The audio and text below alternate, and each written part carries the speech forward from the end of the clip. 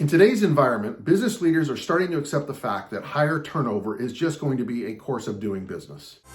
I mean, let's face it, in today's new world and today's work environment, people have more choices than ever with remote work and hybrid work. They can now work for organizations that they couldn't work for before because they weren't in that geographical location.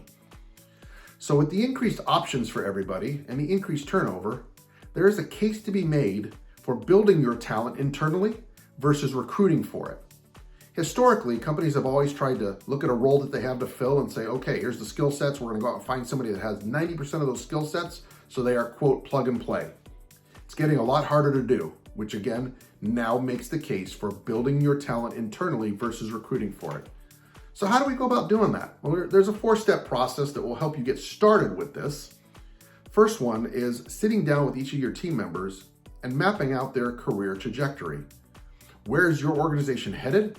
What types of positions are going to get created and needed over time? And how does that align with what they want, right? Do they see themselves moving into this role or that role, right? Understanding where they want to go versus what the organization will have to offer over time is an important first step.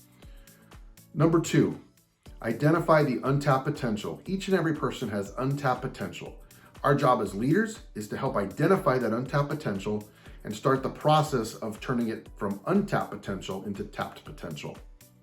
Number 3, once you've done that, then it's your job to start identifying what is the roadmap to getting this person there. What additional training is going to be required, upskilling, and additional skills necessary to get them developed as future talent. And once you've done that, number 4 is creating that path to implement, right? The additional training, whether it's internal or external or a combination of both, can be brought in to bring them along, to skill them up.